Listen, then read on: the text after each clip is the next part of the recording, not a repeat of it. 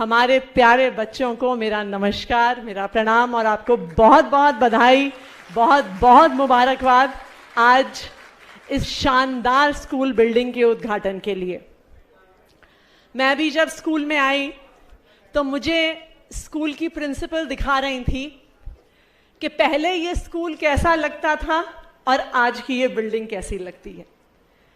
जो आप लोगों की पुरानी टिन शेड की फोटोज मैंने देखी, उस स्कूल के हालात में और इस स्कूल के हालात में विश्वास नहीं होता कि ये वही स्कूल है जहां पे आज ये बच्चियां पढ़ने वाली हैं। तो आप सबको बहुत बहुत बधाई, बहुत बहुत मुबारकबाद इस अमेजिंग स्कूल बिल्डिंग के लिए।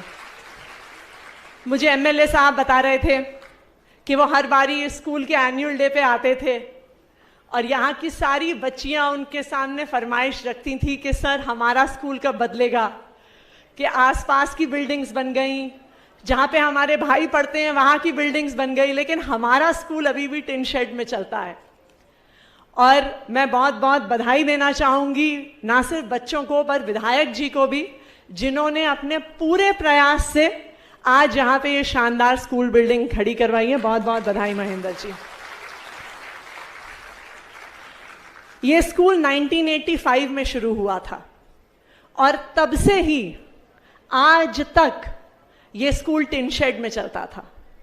यहाँ पर टीन की चद्दरें होती थी और जहाँ टीन की चद्दरें होती हैं वहाँ बरसात में पानी भी टपकता है, गर्मियों में गर्मी भी होती है, सर्दियों में सर्दी भी होती है।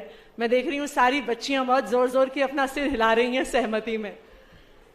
और ना सिर्फ ये स्कूल, दिल्ली में हजारों ऐसे कमरे थे, सैकड़ों ऐसी स्कूल बिल्डिंग थी जो 2015 में इसी हालात में थे, जहां पे ऊपर टीन की चद्दर होती थी, बरसात में पानी टपकता था, पंखे टूटे हुए होते थे, खिड़कियां टूटी हुई होती थी, बच्चों के बैठने के लिए डेस्क नहीं होता था, बच्चे दरियों पे बैठते थे, कमरों के अंदर घुसिए तो दरियों का ढेर होता था, उस दरियों के ढेर को हिलाइए तो उसमें से हजारों मच्छर निकलते थे। दिल्ली के सरकारी स्कूल, और सब लोग यही सोचते थे कि शायद सरकारी स्कूल ऐसे ही होते हैं, कि शायद सरकारी स्कूल टूटे फूटे ही होते हैं, कि शायद यहाँ पे क्योंकि एक आम परिवार का बच्चा पढ़ता है, एक लोअर मिडिल क्लास परिवार का बच्चा पढ़ता है, एक गरीब परिवार का बच्चा पढ़ता है, तो शायद हमारे देश में गरीब परिवार के बच्चे के भाग्य में सिर्फ टूटे फूटे स्कूल लिखे हैं। ऐसा ही सोचते थे ना लोग। लेकिन फिर 2015 में कुछ अलग हुआ। 2015 में दिल्ली को अरविंद केजरीवाल जैसा मुख्यमंत्री मिला।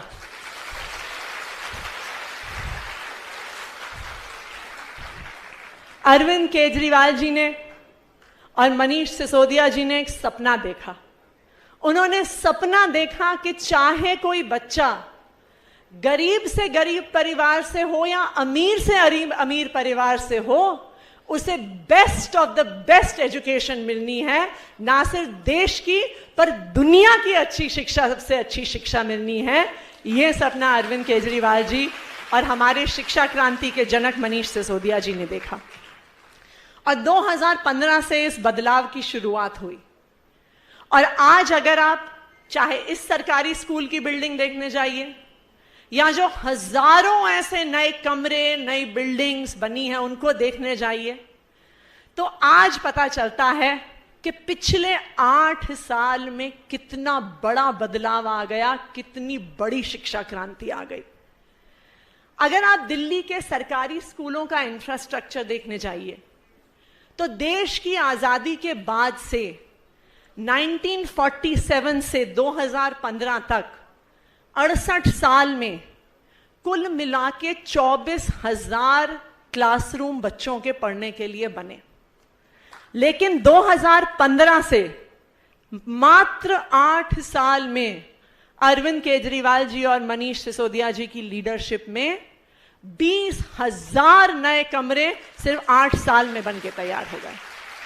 और ना सिर्फ 20,000 नए कमरे बने, वर्ल्ड क्लास कमरे बने। चमकते हुए डेस्क, शानदार ग्रीन बोर्ड, स्मार्ट बोर्ड, बढ़िया लैब्स, कंप्यूटर्स, स्पोर्ट्स फैसिलिटीज। आज दिल्ली के सरकारी स्कूलों के बच्चों के पास हर वो सुविधा है जो बड़े से बड़े प्राइवेट स्कूल के बच्चों में है। तो इसके लिए मैं धन्यवाद करना चाहूंगी दिल्ली के मुख्यमंत्री अरविंद केजरीवाल जी का। जैसा हिमांशु जी ने कहा कि अगर वो ये हिम्मत ना करते कि दिल्ली का 25% बजट शिक्षा में जाएगा, तो आज दिल्ली के बच्चों को इतने शानदार स्कूल नहीं मिल पाते। बहुत बहुत धन्यवाद।